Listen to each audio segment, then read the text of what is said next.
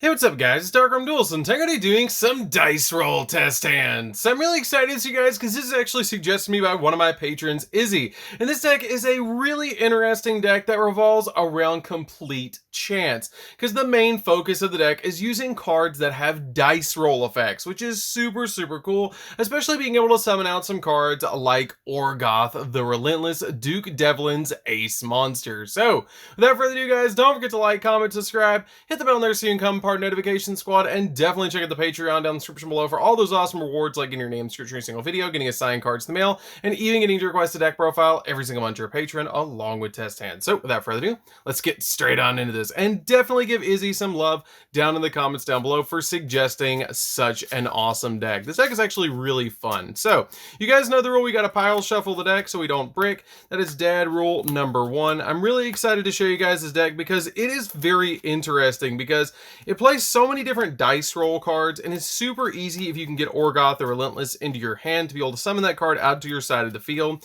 with all sorts of cards like your incantations, because we have a really awesome dice roll boss monster that's actually a ritual monster, which is just super cool for this deck. So now that we're done pile shuffling, we got to go ahead and give the deck a quick shuffle and then see what we can do for our first test hand, because this deck is really fun to be able to play with. So let's go ahead and see what we can do for our first test hand. So we're going to draw into an advanced ritual art. That's already pretty good. A copy of Incantation Inception, Roulette Spider, that's a really cool card, another Roulette Spider, and a copy of Bookstone. This is a really interesting hand. It's not too terrible because you can actually ritual summon out our other boss monster, and you have a little bit of protection with your Roulette Spiders, which is a really neat card that can actually pretty much just end games on its own with the Roulette Spider, which is just super cool and give you a lot of protection. They won't even expect the second copy of Roulette Spider, which is really cool. So what you're going to do is you're going to go ahead and use the effect of the Bookstone to reveal a ritual spell in your hand to be able to special summon this card to your side of the field by revealing the copy of the advanced ritual art.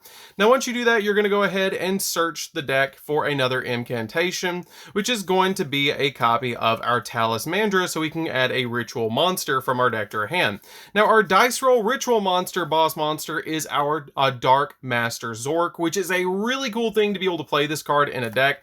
I really love that card, and it completely revolves around dice rolls, and the dice roll effects for that card are actually really good. It all revolves around destroying monsters, and you can completely board wipe your opponent with that card, which is what's really cool. So let's go ahead and see. Let's give the deck a little bit more of a shuffle and see what we can actually do with the rest of this hand. It's going to be a pretty simple hand which we're going to pull off. So what we're going to do is set the two copies of the Roulette Spiders on our side of the field since they're quick plays, activate the copy of Advanced Ritual Art, sending a level 8 monster from our deck to the graveyard. That's a normal monster, and we're playing even more nostalgia in this deck with Tri-Horn Dragon. So we're actually going to use Tri-Horn Dragon. It can be any level 8 monster that you want it to be. It can be a Blue Eyes White Dragon if you want it to be. I just thought it'd be really cool to be able to use Tri-Horn Dragon because it kind of revolves with kind of the dark theme of the deck. So we're going to go ahead and shuffle up the deck, and once we shuffle up the deck, we're going to go ahead and summon out our copy of our Dark Master Zork to our side of the field. Now this card is very interesting. It's not going to do a lot for us going first because it does have the ability that when it's on your side of the field, you can roll a 6-sided die. Let's take a quick look at that card. It has the ability that you can tribute monsters in your hand to summon this card using its ritual spell, and then it has the ability that you can roll a 6-sided die once per turn. If the result is a 1 or a 2, you destroy all monsters on your opponent's side of the field. If the result is a 3, 4, or 5, you destroy a monster your opponent controls. But if the die roll is a 6, you destroy all monsters on your side of the field. So let's just go ahead and show you guys what happens if you roll the dice for this and see what you actually get. So we're going to get a 4, so we do get to destroy one monster on our opponent's side of the field, which is pretty good for a 2700 attack point monster. Now the really neat thing is if we do have Orgoth in our hand, you can just tribute summon him out with these two cards on your side of the field, which is super easy to be able to do. So now we're going to go ahead and pass over to the opponent. If our opponent doesn't handle the field, that's totally fine. But if they do decide to attack us, we have the copy of Roulette Spider. Then when a monster declares an attack, you roll a 6-sided die, and then activate the effect based on the result. So we're just going to go ahead and show you guys what the result would actually be. It's totally up to chance. It might be completely different when you activate it, but it's really cool with this card, especially since we have 2 of them that we can activate to protect our monsters a little bit. So we're going to go ahead and roll the dice, and it is a 6, and it destroys all that opponent's monster, which is destroy that opponent's monster instantaneously, which is pretty good to be able to just destroy that monster, which doesn't let the attack resolve. If our opponent summons another monster and attacks, we're going to go ahead and flip the second copy of Roulette Spider, roll the dice again, and we're going to see what we get. This time we're going to get a 3. I bumped that dice, so let's go ahead and roll it again. If we did get the 3, you choose a monster that you control and change the attack target of that monster and perform damage calculation. So if it does have less than 27, we can just let it attack into the copy of Dark Master Zork. But if we roll again, we get a 6 and we destroy that opponent's monster again, which is pretty good. So we're going to go into the next turn, and we're going to go ahead and draw and see what we can get. It's totally up to chance. Let's see what we get. We're going to get a copy of Pre-Preparation of Rites. We're going to go ahead and activate that Pre-Prep of Rites to be able to grab from the deck another copy of Dark Master Zork from our deck to our hand, and a copy of a ritual spell. You can grab its ritual spell, you can grab another copy of Advanced Ritual Art. It's totally up to you what you grab. You're only going to be able to use Advanced Ritual Art twice in this deck because we play only 2 copies of Tri-Horn Dragon, because you don't want to brick with multiple copies in this particular deck.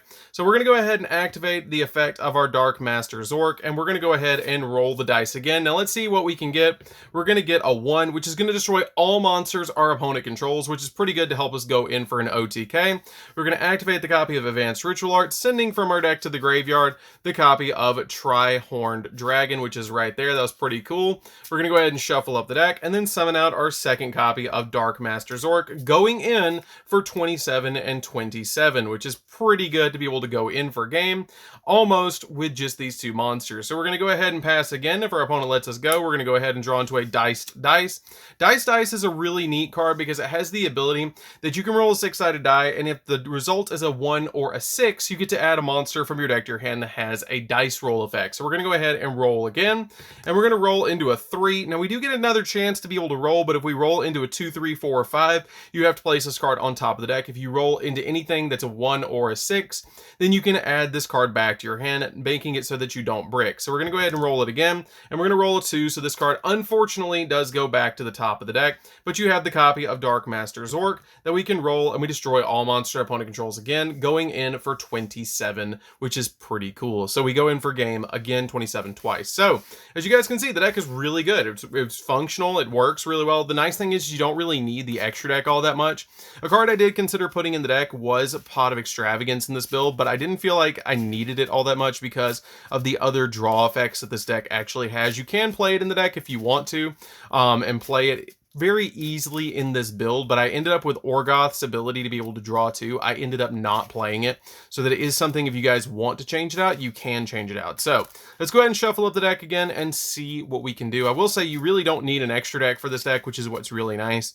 And the majority of the stuff in this deck has been low printed, which is kind of cool. Like, it's been low rarity printed, except for the copy of Tri-Horn Dragon, which has only been printed as a secret and super, but you can change these out for Blue Eyes if you want to change them out for Blue Eyes. So let's go ahead and shuffle up the deck and see what we can do for our next test hand, because as you guys can see, we have some pretty good plays. So we're going to go ahead and cut the deck really quick, and then cut it one last time and give it one good shuffle and see what we can do. So we're going to go ahead and draw into a copy of Dice Jar. That's pretty good.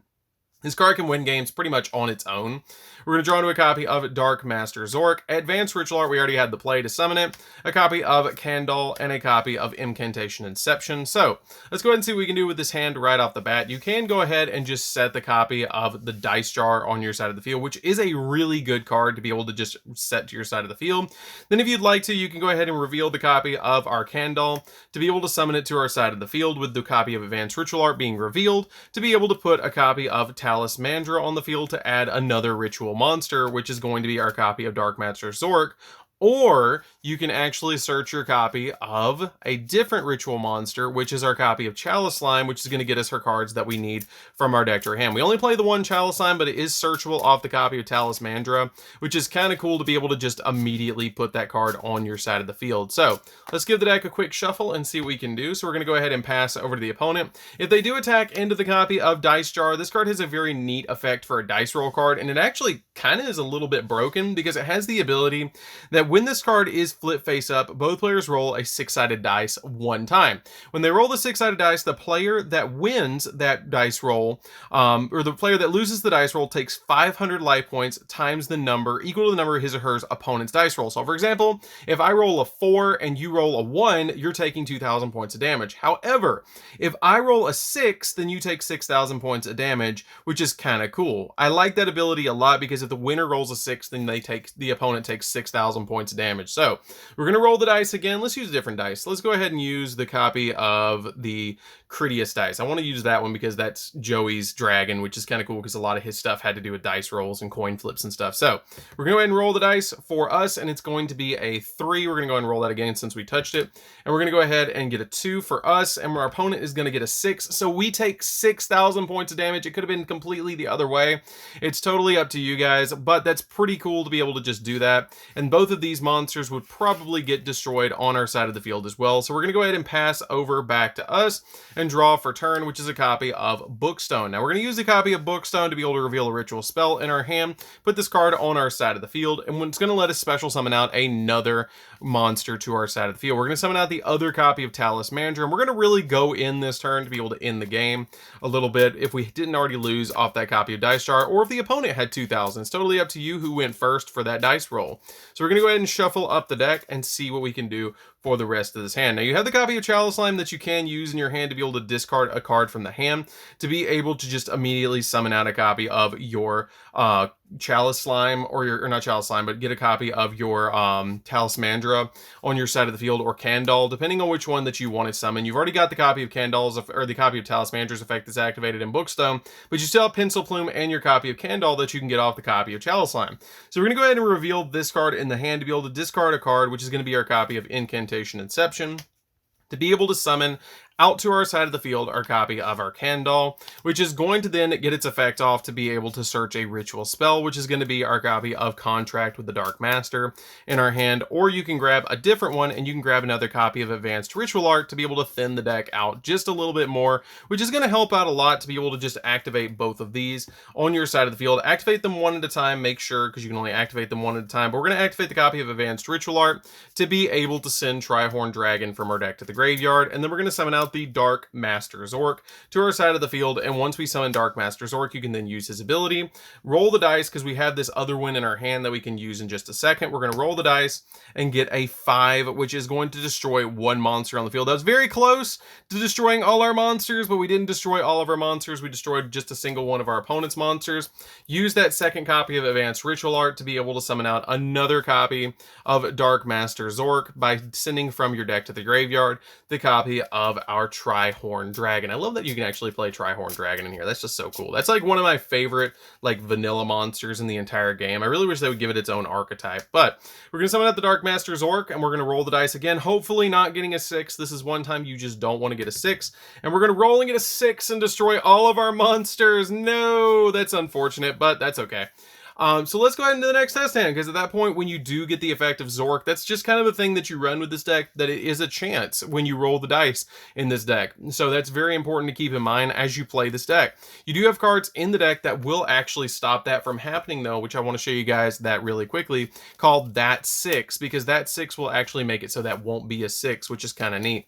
If you want to make it a 1 to be able to destroy all the monsters, it's a pretty good combo for this deck as well. So let's go ahead and shuffle the deck and see what we can do for the next one. You probably wouldn't have gotten that well of a result off of that hand, because you did take the 6,000 and then all your monsters did get destroyed, which is a little bit unfortunate, but it happens in decks like this. It is something that happens when you play a dice roll deck. You do have the chance that you will roll bad, and that's just something that you take when you play this deck. So let's go ahead and see what we can do for the next hand. So we're going to go ahead and draw into a copy of Contract with the Dark Master, Talismandra, Dark Master Zork, and Orgoth the Relentless. That's pretty good to be able to just get that copy of Orgoth the Relentless, and this is going to be a pretty crazy hand. So what we're going to do with this hand is we're going to use the effect of Talismandra to be able to summon itself to the side of the field by revealing the copy of Dark Master Zork. We're actually going to get double Zork and Orgoth on the field, which is going to be pretty good. So at this point, you're going to go ahead and use the effect of we'll get one Dark Master Zork on the field. So we're going to go ahead and use the effect of the Talismandra to be able to summon out the copy of Kandal, to then search out our copy of Advanced Ritual Art from the deck, which at this point, we're going to use the copy of Advanced Ritual Art to send that Tri-Horn Dragon from our deck to the graveyard to be able to summon out Dark Master Zork, which is going to be pretty good to be able to summon out to your side of the field. Now, if you roll anything with this card, now you're not going to roll on the first turn anyways, but if you did roll, let's just go ahead and see what we would roll. We're going to roll into a 2, being able to destroy a monster our opponent controls, which is pretty good.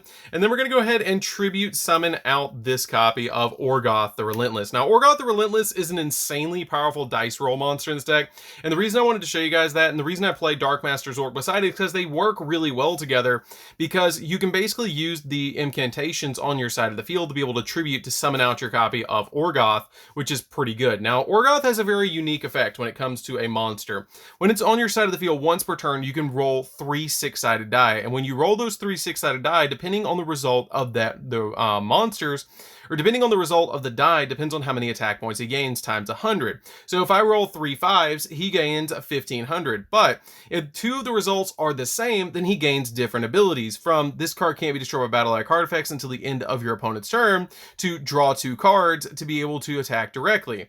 And if you roll 3 of the same dice, then he gets all 3 effects, which is pretty good. This card is really crazy. I really like it, and ever since it came out, I wanted to build a deck around it, but I'm really glad that Izzy suggested this, because this card is really insane. So let's go ahead and see what we can actually roll.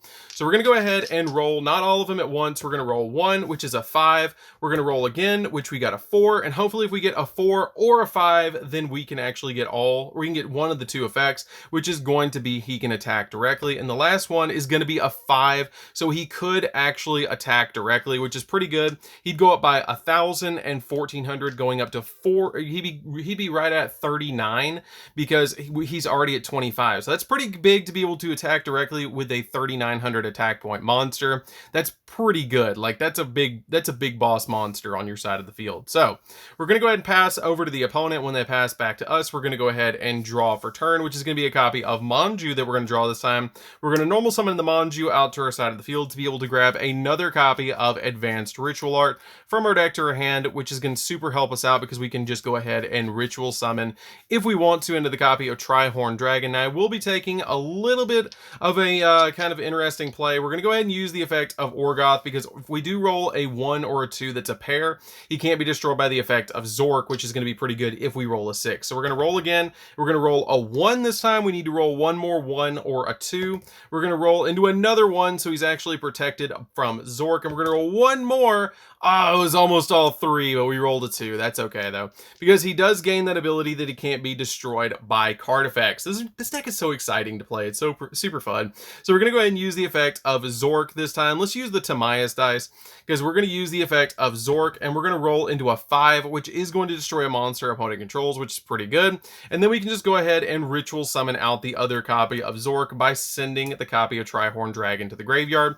And at this point, we can pretty much just go in for game with this, because you have the 27, and then he's going up by about 400 attack points to 29, because you did roll just 2 1s and a 2, which is only 400 points of a boost, which isn't quite that much, but still it is a little bit of attack points that he can go up and go in for game. So that's pretty good to be able to just to attack with him. So let's go ahead and pass and see what we can do for one more turn. If we don't go in for game, we're going to go ahead and draw into that 6. So that 6 is a card that I'm glad that I drew into to show you guys. This card is super cool, because each time a player rolls a die or dice, you can choose one die result, then apply the appropriate effect based on the result. So if we go ahead and set this card, I'm going to show you guys the really cool thing about this, and we can activate this on the following turn. When we pass back over to us, we have the ability with Zork to roll a dice.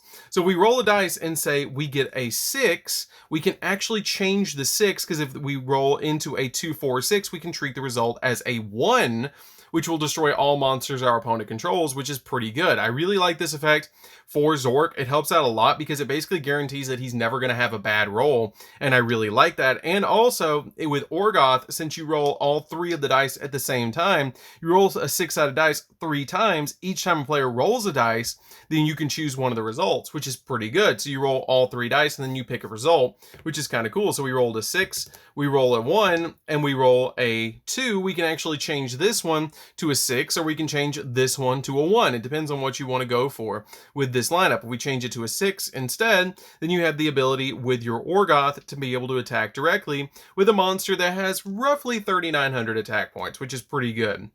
I really like that effect, especially with that 6 giving you all that bonus attack points and all of the abilities that your Orgoth can get. Because if I were to roll 2 6s instead and say a 1, I could actually change it and get all of the results to be a 6 instead. Like if the roll was like this, I could treat this 1 right here as a 6 instead of a 1, and then he would get all of his attacks where I'd get to draw 2. I would also have the ability with him that he would be able to let me not be destroyed by battle or by card effects, and he could attack directly, and he's gaining 1,800, which is pretty good. So it's a really good card for this deck. So I think that pretty much showcases this deck for you guys. It's a really fun deck to be able to play. I'm really excited that Izzy actually suggested this one because this deck is super cool. Being able to play the copy of Dark Master Zork, your copy of Orgoth the Relentless, and being able to play all those other cards, but having these 2 pretty much as your big boss monsters for the deck is just super cool. If you guys would like to check out the deck profile, it is down in the description down below. It's a really fun deck. Again, thank you, Izzy, for suggesting this deck because this deck is absolutely wild.